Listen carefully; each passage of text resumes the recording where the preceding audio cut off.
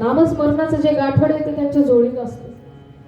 काय असतं त्यांच्या झोळीत? नामस्मरणाचं गाठोडं असतं. कधी निघाले भगवंताच्या दारी तर त्यांना भीती नसते.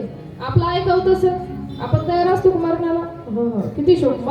जर कोणाला कळालं ना का असा आजार झाला आणि आपण आता 6 महिन्याने 1 वर्षाने मरणार आहे, बापरे, त्यांना असं वाटतं काय करावं काय.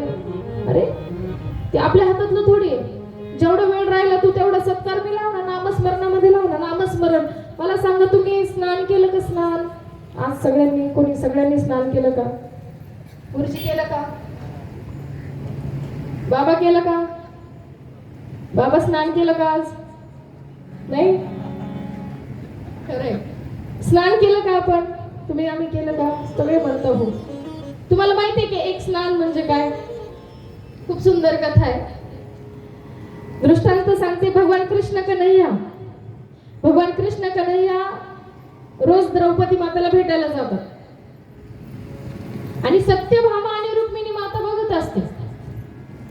भगवंत जातात, शृंगार करत असतात, त्यांचं पितांबर धारण करत असतात, सुंदर सुवर्णमाळा घालत असतात, पुढे मुकुट धारण, मोरपंख घालत असतात. सत्यभामा थोडी आघाव असते, आघाव. ती म्हणते ताई, रुक्मिणी माता म्हणते ताई, आणि आपला बाबा जातो कुठे? आणि रुक्मिणी माताकडे रोज रोज काय म्हणे, उठलं सुटलं का उठलं सुटलं का द्रौपदी माताकडे, उठलं सुटलं का द्रौपदी माताकडे, तिकडे जातो कशाला म्हणे. आता बाई माणसाचा स्वभाव असतो असं नाही का, आपला नवरा कुठं चालला, काय चाललं, कशाला चालला, बारीक बारीक गोष्टी. त्या दोघी जणी म्हणतात आपण एवढ्या सगळ्या राण्या इथं असून,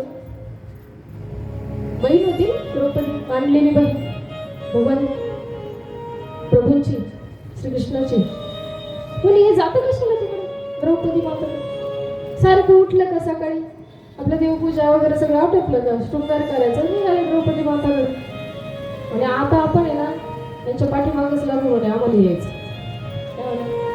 त्यांच्या पाठीमागे लागू, आम्हाला पण यायचंय, तुम्ही कुठं जाता? नाही, तुम्ही चालले ना, आम्हाला पण यायचंय. ते आवाज देतात, पण देवा काय काय म्हणतात म्हणजे आम्हाला तुमच्या बरोबर यायचंय द्रौपदीकडे. म्हणे चला आता भगवंता अंतर्यामी, त्यांना माहिती यांचं काय चालू असतं, तर चला ठीक आहे म्हणे.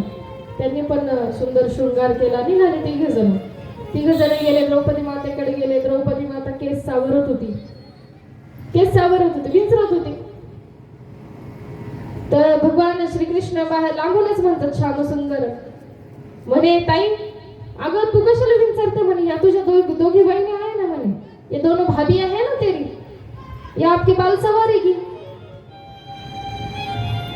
आता सत्यभामा म्हणते हा आता कशी हातात येणार आहे, काय म्हणते, अब मैं इसको मजा खाऊंगी. हमारे भगवान रोज रोज इनके पास आते हैं ना, क्यों आते हैं हमको छोड़कर. मग तिने रुक्मिणी मातेला इशारा केला, म्हणजे दीदी मी विंचरते, तुम्ही वेणी घालायची. काय? मी विंचरून देते म्हणे, तुम्ही वेणी घालायची. आता ही बाई बसली तर म्हणे या म्हणे. बसली द्रौपदी माता वहिन्यांसमोर. आता भाऊजाया असतात बरं का अशा, मग खूप बघितलंय. नंदा म्हटल्यावर असं तोंड वाकडं, अरे बिचारा काय 4 दिवसासाठी येतात, काय तुम्ही तोंड वाकडं करता, तुम्ही नाही जात का तुमच्या घरी, आणि तुमच्या भाऊजाईने तुमच्या बरोबर असं केलं तर. हा माहेर वाशीन जी सासूर वाशीन जी मुलगी असते ती जेव्हा माहेरी जाते, जर आपणच तोंड वाकडं केलं तर आपणही आपल्या घरी गेल्यानंतर तसं झालं तर. हा मुलगी ही घराची लक्ष्मी असते, जोपर्यंत मुलगी तुमच्या घरात आहे ना, लक्ष्मी टिकून आहे, लक्ष्मी नांदत असते. आणि जेवढं मुलीला दुःख होईल ना तेवढं घरात तुमच्या दुःख येत असतं, माहितीये का. पण आता हे कलियुग आहे ना, कसं आहे ऐका, कलीची हा गती असत्यासी रिझले जन पापा इति अनुमोदन करती हेळन संतांचे.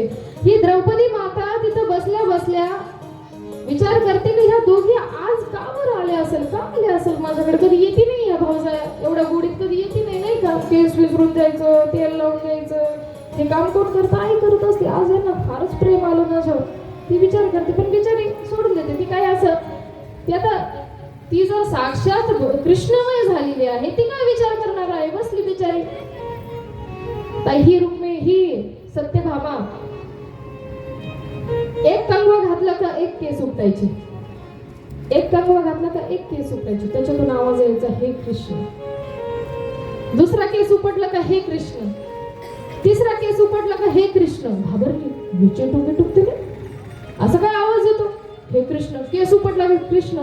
घाबरल्या दोघी. घाबरल्यानंतर तिथून ते निघून आले तिघही. चला म्हणे देवा आता झालं म्हणे. निघून आल्यानंतर घाबरले, म्हणे देवा अहो म्हणे आम्ही तुम्हाला खरं सांगू का, आम्ही द्रौपदीची ना फजिती करायला आलो होतो, तिला त्रास द्यायला आलो होतो म्हणे. पण हे असं काय घडलं म्हणे, हिच्यामध्ये काय कोणतं भूत आहे म्हणे. तिचा केस उपटला तरी कृष्ण, काही केलं तरी कृष्ण. केसांना आम्ही किती वेळ करत होतो, प्रत्येक केसातून हे कृष्ण हे कृष्ण हे कृष्ण हे कृष्ण असा आवाज येत होता. मग भगवान प्रभू कृष्ण भगवान त्यांना म्हणतात, अगं माझी द्रौपदी रोज स्नान करते म्हणे. काय करते म्हणे? तेव्हा कसं आम्ही नाही केलं म्हणे. बघा म्हणे आम्ही स्नान केलं ध्यान केलं. तुम्ही म्हणता द्रौपदी माझं स्नान करते, पण तसं नाहीये. एक स्नान म्हणजे काय माहिती का? 3.5 कोटी जप रोज झालं पाहिजे, त्याला म्हणतात एक स्नान. मग केलंय का आपण स्नान? बाबांनी बरोबर उत्तर दिलं नाही, कारण स्नान करायला वेळच नाही भेटला ना, इथंच येऊन बसलोय. रोज 3.5 कोटी जप ज्याचा होतो ना त्याला म्हणतात एक स्नान. या शरीराला धुवून काय करतात? आत्म्याचं जर स्नान करायचं असेल तर तुम्हाला 3.5 कोटी रोज जप केला पाहिजे, नामस्मरण केलं पाहिजे. तेव्हा भगवंत आपल्याकडे पळत येत असतो, पळत येत असतो, पळत येत असतो. आपण भगवत स्वरूप होऊन जात असतो.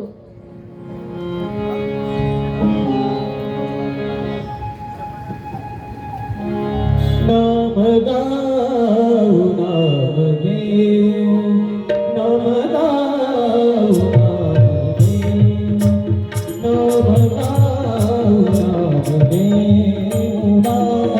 घेऊ.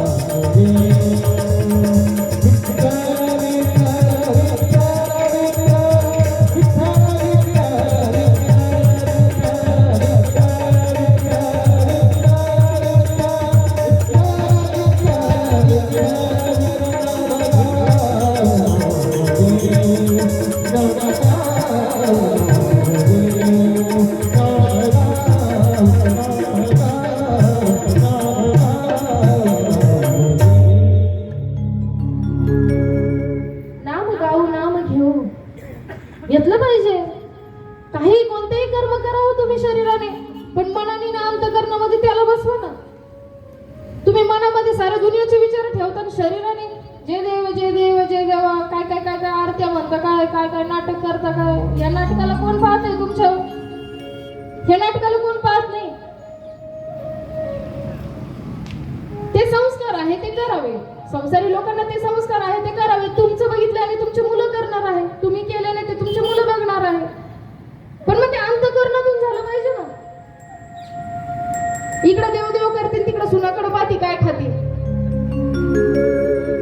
काय करते, उठली का नाही, नवऱ्याशी काय बोलती, कुचकुच बोलती, कसं बोलती, काय करते, काय तुझ्या देवदेवाचं? सुनाला बरोबर कळत असतं काय चालू आहे सासूबाईचं. खरंच मनातून चालू आहे का वरवर घंटी वाजवायचं काम चाललंय? बरोबर आहे की नाही? ज्यांच्या बाबतीत हे